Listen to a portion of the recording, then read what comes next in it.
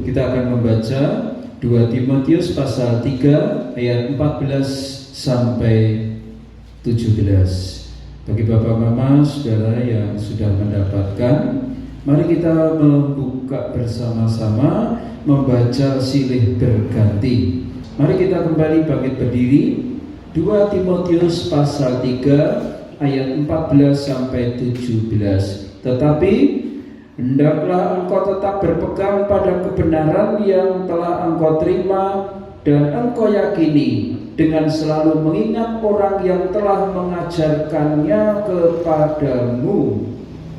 Ingatlah juga bahwa dari seluruh kosongnya mengenal kita suci yang dapat memberi hikmat kepadamu dan menuntun engkau kepada keselamatan beriman kepada Kristus. Segala tulisan yang diilhamkan Allah memang bermanfaat untuk mengajar, untuk menyatakan kesalahan, untuk memperbaiki kelakuan, dan untuk mendidik orang dalam kebenaran. Dengan demikian, tiap-tiap manusia kepunyaan Allah diperlengkapi untuk setiap perbuatan baik. Silakan duduk. Diberkatilah kita semua yang membaca, merenungkan, dan mempraktekkan firman Tuhan dalam hidup kita. Bapak, Mama, Saudara-saudara, hari-hari ini generasi kita sangat mengalami kesulitan. Bukan hanya pribadi, keluarga, tapi juga tempat pekerjaan, negara, gereja, dan dimanapun mengalami perubahan yang sangat-sangat drastis. Di arena-arena sepak bola internasional, penontonnya penonton virtual, artinya penonton buatan. Bahkan arena tinju juga tidak boleh ditonton. Hanya penontonnya penonton buatan, artinya sorak-soraknya itu dari sorak-sorakan elektronik.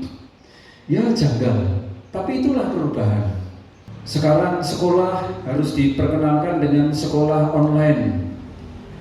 Yang stres bukan hanya muridnya, bukan hanya gurunya, orang tuanya juga stres. Ya, perubahan begitu cepat. Mencari pekerjaan sulit, perusahaan banyak yang bangkrut. Ya, terjadilah perubahan sistem sosial. Kalau saya bertanya, hari ini dengan dulu berat mana? Dan mungkin saudara mengatakan, oh Pak, berat sekarang. Tapi saya kira seandainya orang tua kita masih hidup atau generasi masa lalu masih hidup, kita tanya, dulu berat tidak? Saya kira berat juga, ya. Sekarang berat, nanti anak-anak kita, cucu kita juga berat. Sekarang ada pandemi COVID-19, tapi zaman dulu juga sudah ada pandemi. Entah itu kolera, entah itu flu, mungkin sekarang flu sudah biasa, tapi zaman dulu pasti juga berat, ya. Malaria. Memang zaman ini berubah dengan cepat dan berubah dengan berat. Tapi saya ingin memberitakan firman Tuhan dengan judul Aman di Tengah Perubahan Zaman.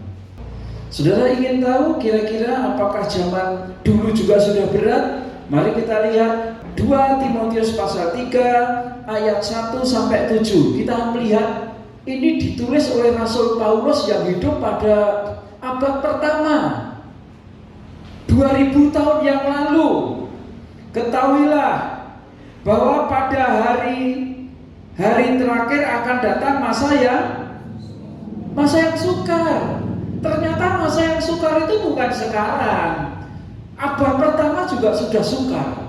Kesukarannya berbeda, ya. Mungkin dulu kesukaran transportasi, sekarang transportasi mudah, ada kesukaran yang lain. Mungkin dulu kesukaran konsumsi, sekarang mudah, tapi ada kesukaran yang lain, ya kan? Kesukarannya selalu berkembang.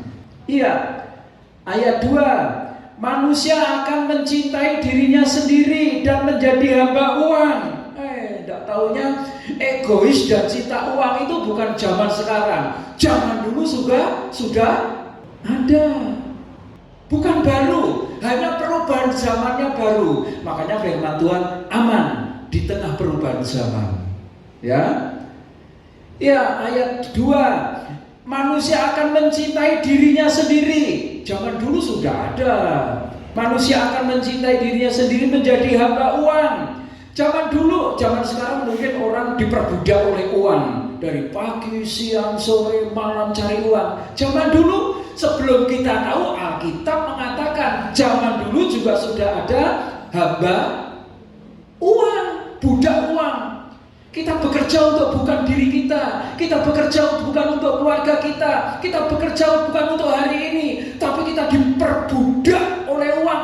Gak usah sekarang, zaman dulu sudah ada. Apalagi, yuk kita lihat, mereka akan membual. Zaman dulu sudah ada orang yang membual. Kalau anak-anak sekarang bilang omdo, omong doang, ngomong aja, gak ada buktinya. Membual itu seperti air yang keluar busanya, tapi tidak ada apa-apanya. Tidak ada apa-apanya. Ngaku begini, sudah begini, punya begini, tapi nol, kosong. Ternyata hamba uang itu bukan sekarang. Ternyata membual itu tidak sekarang. Zaman dulu sudah ada. Jadi saudara tidak usah tersinggung. Pak pendeta ini ngomong untuk saya. Tidak. Ini Alkitab bukan saya ya. Seandainya tanpa saudara pun masalahnya juga sama. Yuk mari kita lihat ya. Yang berikut apa? Menyombongkan diri. Orang sombong itu tidak usah zaman sekarang. Zaman dulu juga sudah ada. Apalagi mereka akan memfitnah. Memfitnah itu kalau sekarang hoax. Ya, berita bohong diviralkan. Saudara tahu tidak arti kata viral? Viral itu dari bahasa asli virus. Sesuatu yang kecil menular. Itulah viral. Omong isu, makanya sekarang ini di dunia maya sebelum menjadi kenyataan dicetuskanlah isu.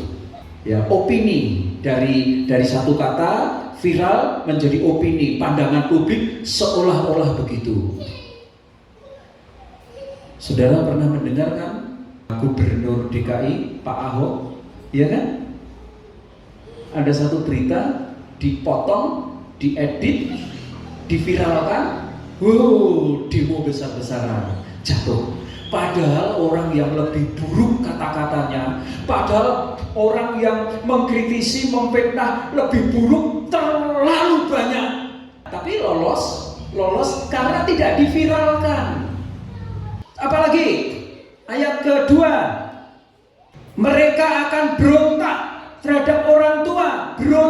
Suka berontak itu bukan zaman sekarang, zaman dulu juga sudah ada. Saya membaca di Brilionet, ya, di majalah elektronik Brilionet, 26 Maret 2017 ada 5 kasus anak menggugat ibu kandungnya. Anak loh, menggugat ibu kandungnya. Yang pertama di Jember, kedua di Bogor, ketiga di Malang, keempat tidak disebutkan kotanya, kelima di Garut. Anak menggugat di pengadilan, ibu kandungnya digugat. Jadi sikap memberontak, sikap melawan itu bukan hanya hari ini. Dalam Alkitab tadi sudah dikatakan apa? Mereka akan memberontak. Ada tulisan memberontak? Memberontak. Ternyata sikap memberontak itu bukan zaman dulu, tapi kemarin juga ada, hari ini juga ada, nanti juga generasi berikutnya ada. Makanya saya beritakan firman Tuhan, bagaimana kita tetap aman di tengah perubahan zaman. Berikutnya ayat 2. Ayat 2 kalimat terakhir bunyinya apa? Tidak tahu berterima kasih. Saudara sering kecewa? orang itu tidak tahu balas budi, orang itu tidak tahu berterima kasih. Zaman dulu ada. Tidak usah kaget. Yang berikut, tidak mempedulikan agama.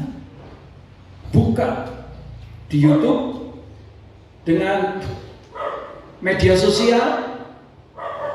Waduh, dari berjam-jam betah. Tapi mendengar renungan hanya beberapa menit lewat. Tidak peduli, ya. Kuota habis untuk YouTube, untuk WA, untuk Facebook, untuk media sosial, untuk internet. Tak peduli, tapi untuk renungan 5 menit lewat, gak usah. Tidak peduli agama. Itu bukan sekarang. Zaman dulu sudah ada orang yang tidak peduli agama. Ya. Ternyata kalau kita lanjutkan panjang ya. Oke, saya tidak akan lanjutkan. Lalu ditutup dengan satu kata. Ayat 5 kalimat terakhir ditutup dalam satu kata apa? Jauhilah mereka itu. Jauh. Dijauhi. Nah, kalau tidak bisa, ini ada jalan keluar firman Tuhan. Yang pertama, itulah yang kita akan baca, 2 Timotius pasal 3 ayat 15 sampai 17. Ini yang pertama. Mari kita lihat. Ingatlah juga bahwa dari kecil engkau sudah mengenal kitab suci. Bapak Mama, paling tidak begini. Kalau Anda gagal, paling tidak ada generasi kita tidak gagal. Ya. Caranya bagaimana? Caranya adalah perkenalkan firman Tuhan sejak kecil. Marilah kita sejak kecil kita menanamkan anak-anak kita dengan firman Tuhan. Ya, belum terlambat. Banyak cara ya. Kalau saudara tidak bisa mengajak, berikan contoh. Bangun tidur, buka Alkitab, renungan gratis. Belajarlah firman Tuhan. Dan ternyata Timotius belajar firman Tuhan itu sejak kecil. Coba saudara baca. Ingatlah juga bahwa dari kecil engkau sudah mengenal kitab suci. 2 Timotius pasal 1 ayat 5. Sebab aku teringat akan imanmu yang tulus ikhlas, yaitu iman yang pertama-tama hidup dalam siapa? Nenek. Dari nenek. Paling tidak kalau saudara gagal menjadi pribadi hari ini, jadi orang tua dulu, lalu nanti pada suatu saat jadi nenek, ya, nenek yang mewariskan iman. Neneknya siapa namanya? Neneknya namanya Lois. Lalu nenek Lois menurunkan pembacaan Alkitab dengan iman kepada dalam ibunya Eunike. Lalu Eunike menurunkan iman pembacaan Alkitab kepada Timotius, yang aku yakin hidup juga di dalam dirimu. Kemarin saya ikut seminar, webinar. Jadi seminar bersama-sama. Lalu dalam seminar itu ada satu pertanyaan. Pak Pendeta, kalau kita mendidik anak sejak kecil, tapi anak itu melawan, kita ajari anak itu melawan, memberontak, apa yang kita lakukan? Jawaban pendeta itu ringan saja. Kalau kamu kalah hari ini, akan kalah selamanya. Ya, kalau kamu tidak tegas hari ini, kamu akan ditegasi anak selamanya. Jadi sejak kecil tegas. Umurnya berapa? Tergantung umurnya, dia bilang gitu. Ya. Kalau anak kecil hanya terima ya, tidak. Dipaksa. Sudah besar diajak.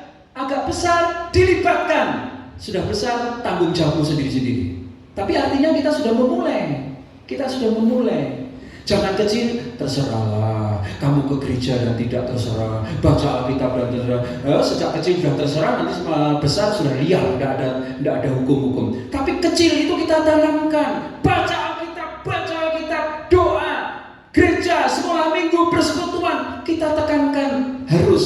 Lalu nanti setelah besar tidak lagi harus, kita beri contoh, kita ajak. Lalu setelah besar kita libatkan dalam komunikasi. Kita beri ruang ya. Lalu setelah besar silahkan ambil keputusan. Jadi yang pertama, supaya kita aman di tengah perubahan zaman, sejak kecil anak itu harus dididik dengan firman Tuhan.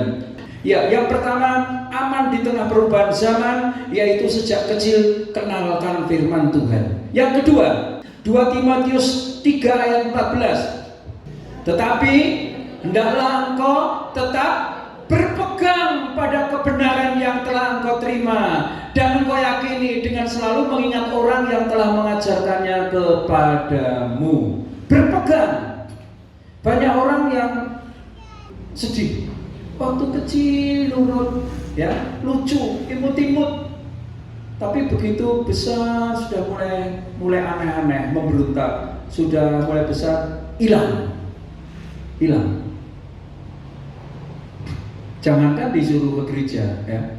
Ada ibadah aja sudah enggak tahan. Ya, oleh sebab itu, dan Alkitab ini mengajarkan sejak kecil ajarkan firman Tuhan, lalu setelah besar tetapi hendaklah kau berpegang, disuruh kok berkomitmen, terus menerus berpegang. Ya. Jangan sampai kecil bagus lalu nanti begitu besar ngilang. Untuk aman di tengah perubahan zaman, kecil ajarkan firman Tuhan, lalu setelah besar tetap berpegang pada firman Tuhan. Doa bersama, apakah itu sebelum makan, doa bersama itu sangat penting supaya kita saling menguatkan. Tidak usah kita memaksa, menuntut, menyalahkan. Sejak kecil ajarkan firman Tuhan dan terus konsisten. Banyak orang yang memulai yang baik tapi tidak meneruskan yang baik. Saudara lihat bonsai. Kalau saudara ingin membentuk bonsai, itu sejak kecil. Mau dibengkokkan kemana, itu sejak kecil. Pohon itu harus diikat, dibelokkan kemana. Terus daun yang tidak berguna, sejak kecil. Itu pohon, itu bonsai.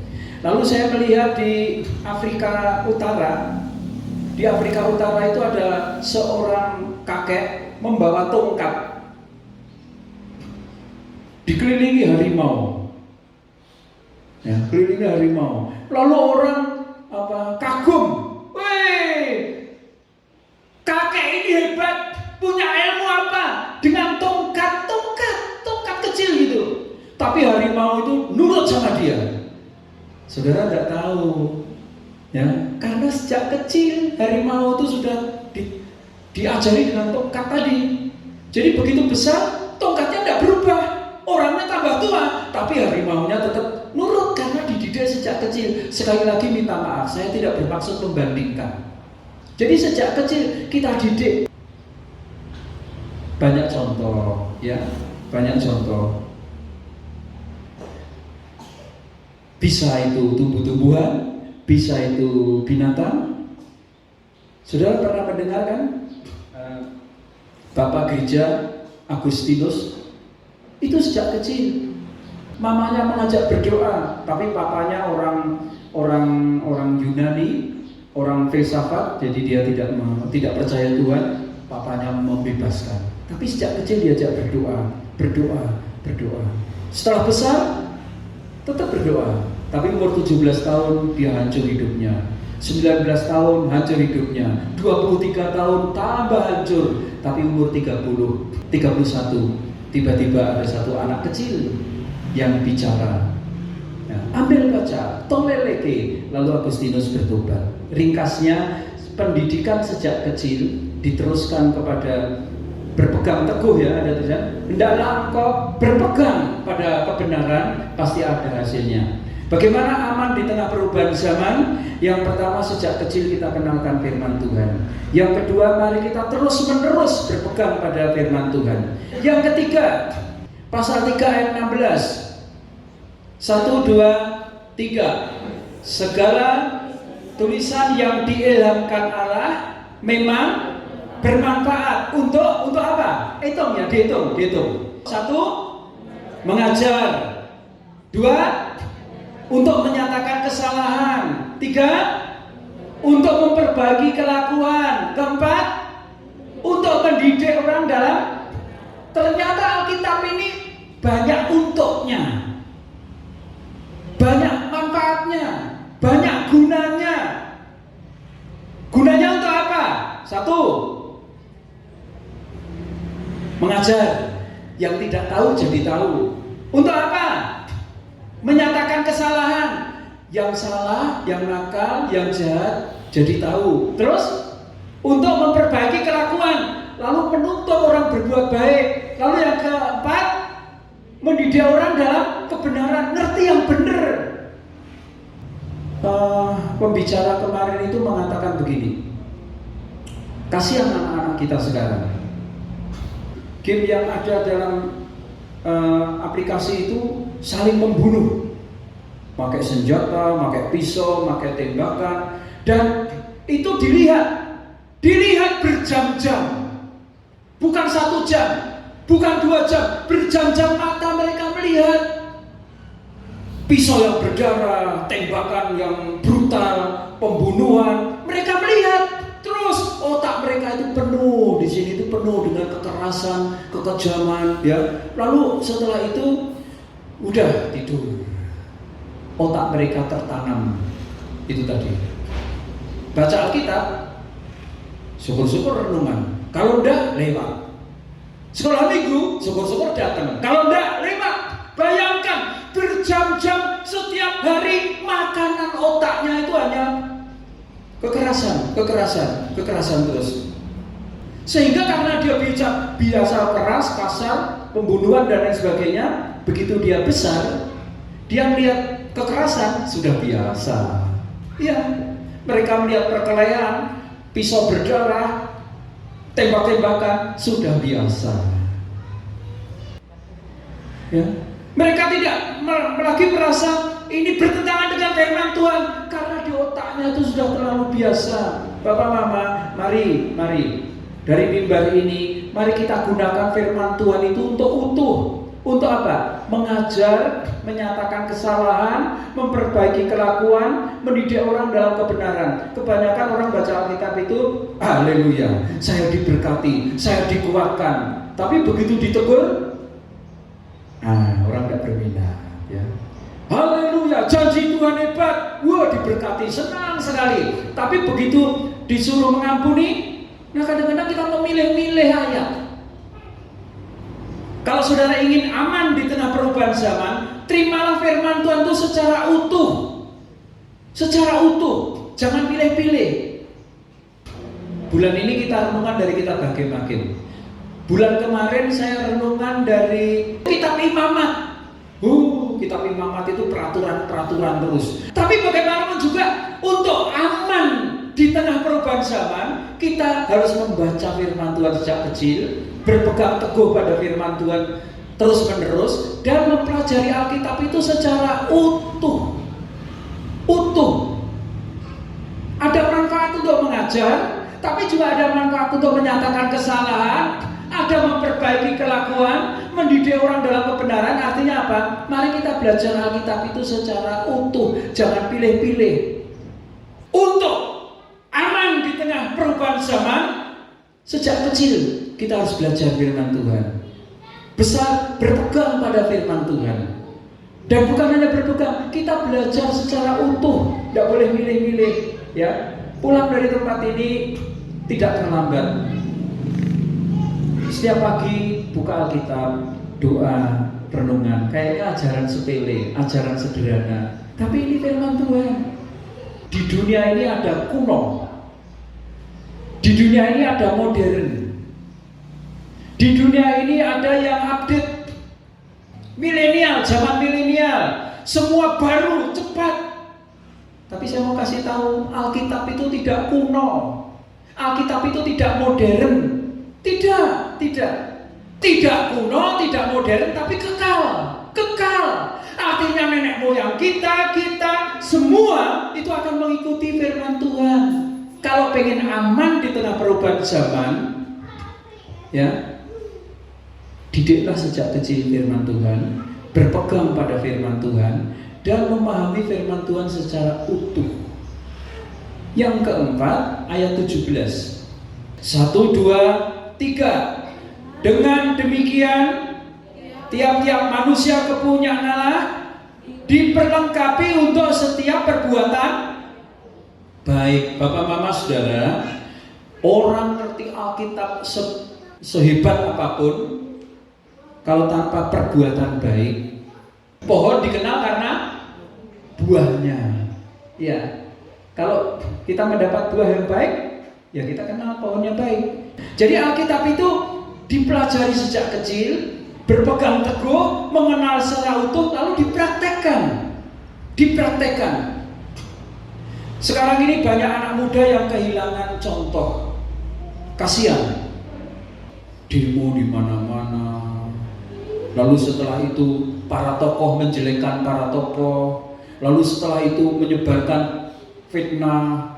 Lalu setelah itu kita lihat korupsi besar-besaran. Mata kita lihat terus. Orang kerja keras tidak dapat uang, tapi ini sekian dapat ini. Lalu mata kita melihat seperti itu. Dan itu membentuk budaya. Pada suatu saat Pak Jokowi bertanya kepada seorang anak SD. Ditanya, apa cita-citamu? Anak itu tidak bilang begini, dokter tidak, insinyur tidak. Dia pengen menjadi orang YouTuber, ahli YouTube, menguasai YouTube. Lalu dia posting dapat uang. Lalu itulah yang menginspirasi banyak orang menjadi pengen kaya, secepat-cepatnya. Dan itulah ciri manusia zaman sekarang. Tidak mau diproses sejak kecil. Belajar firman Tuhan sejak kecil, berpegang teguh dalam setiap hari, berpegang secara utuh, mempraktekkan, itu tidak mau. Tapi kalau pengen aman di tengah perubahan zaman, nyaman di tengah perubahan zaman, coba sejak kecil belajar firman Tuhan. Lalu terus-menerus berkembang, mengandalkan belajar firman Tuhan lagi, melibatkan Tuhan, melayani Tuhan. Lalu setelah itu belajar firman Tuhan secara utuh, ya, secara utuh, jangan pilih-pilih. Lalu setelah itu praktekkan. Memang tidak terkenal, tapi Tuhan berpihak kepada orang seperti itu. Ya, semua berubah, tapi kasih setia Tuhan kepada orang itu tak pernah berubah. Makanya tema ulang tahun kita, ya tak? Kalimatnya mengatakan tak selamanya mengasihi sini, tak selamanya di dunia berduka, namun kasih itu tak selamanya. Janji